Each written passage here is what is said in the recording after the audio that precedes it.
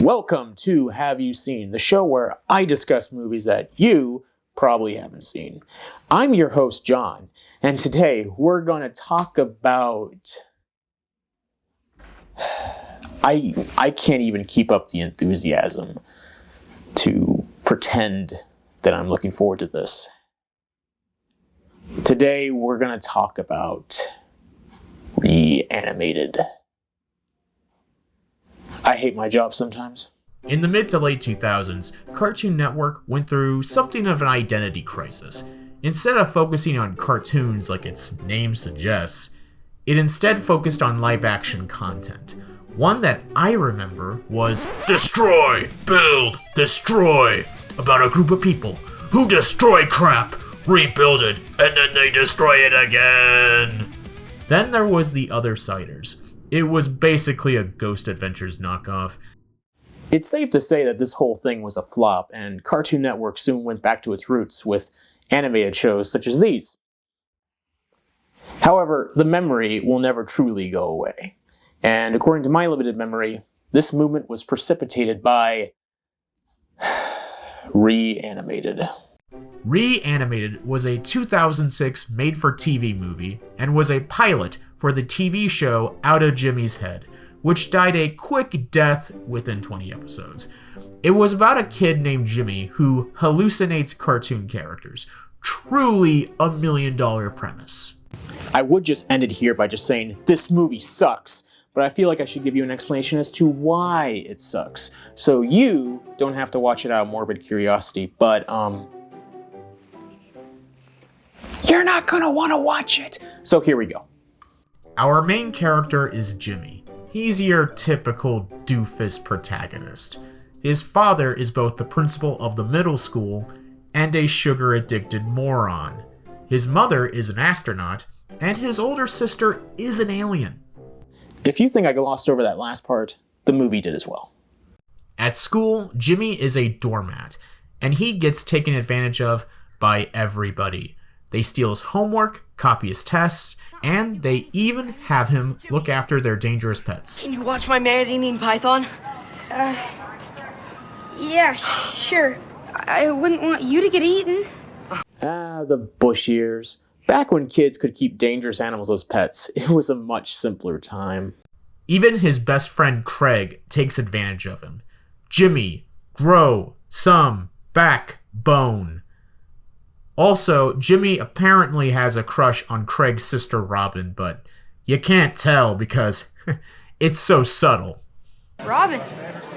I just wanted, Travis Bickle from Taxi Driver has better romantic chops than Jimmy has. Sadly, Jimmy's dad isn't much better when he gives his son dating advice. Pretend I'm Robin and ask me out. I think I'll pass. Come on, son, it's fine. Ask me out. Jimmy, walk away. Your dad is not right in the head. The next day, the school goes on a field trip to Golly World, an amusement park, which is a lot like Disneyland, if Disneyland was a lot more like Tuckahoe Funland. It was founded by a cartoonist by the name of Milt Appleday, who, if rumors are to be believed, had his brain cryogenically preserved and hidden within the park. Much like that one famous cartoonist and visioneer, Walter Lantz, the discount Walt Disney. Jimmy is dared by his schoolmates into finding the brain of Milt Appleday, which is under an ice-themed ride. He goes there and finds... Okay, fine. 30 years in March, but would you quit nitpicking me? The point is, my plan is about to come to fruition. whatever that's supposed to be, and runs off. Get the brain?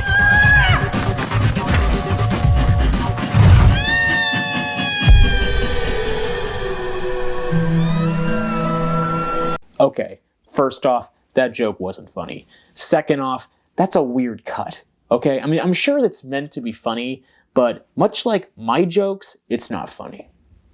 Apparently, the terrible effect gave Jimmy brain damage, and the only cure is to give Jimmy an emergency brain transplant using Milt Appleday's brain. Man, this is gonna drive conspiracy theorists crazy for years. The operation is successful and Jimmy wakes up. Jimmy, can you hear me? Dad? Hiya, Jimmy! Golly? Apparently, having Milt's brain makes Jimmy hallucinate seeing the famous creations of said cartoonist, including Golly and Dolly Gopher, Tux, Croco, and Pickles and Pickles. I hate that I mentioned every single one of those characters' names. And is this implying that Walt Disney, whom Milt Appleday is loosely based on, suffer from schizophrenic hallucinations? I mean, that's certainly a hot take if I ever heard one. The animation on the characters is also not very good. It's Adobe Flash. Good animation is expensive after all. The characters are also horribly unlikable. Golly Gopher, who is based on Mickey Mouse, is an egocentric narcissist. He only acts in his own self-interest. I would say that they are funny, but you need good animation to make good slapstick. You'd think that they'd make the cartoon characters the best part of the movie, but that requires both good writing and a better budget. Jimmy obviously needs help dealing with his undiagnosed schizophrenia, so he enlists the help of his friend Craig and his crush Robin. Robin, as it turns out, is a huge fan of cartoons, and... Hello, cartoon friends! I'm your number one fan! The sound everybody makes when it comes to watching this movie. Uncomfortable silence. By the way, the jokes in this movie are awful. It's kind of like watching a stand-up comedian bomb on stage. No one laughs, it's just crickets in the audience. Actually, you're better off listening to real-life crickets than hearing these jokes. Anyway, Jimmy is hired by the cartoon studio to replace Appleday's son as CEO. Turns out that Milt Appleday's kid, Sonny, was the same guy that was chasing Jimmy earlier. He's been searching for his father's brain for years so he can steal his dad's ideas and make a lot of money. Just like...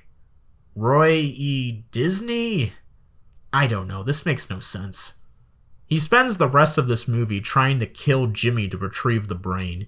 He even rents out the attic in Jimmy's house. It's a children's movie where the main villain is both trying to stalk and kill a child. And they say Pinocchio is dark. So Jimmy becomes the CEO, and now everyone wants to be his friend, and get his autograph as well. Even his dad.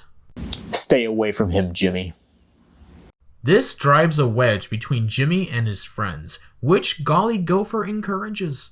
And if it helps me regain my rightful place as America's favorite cartoon character, well, golly, that's just icing on the cake. What do you say, kid? The beloved Golly Gopher, everyone. Since most people have probably changed the channel by this point, we're gonna fast forward to the end.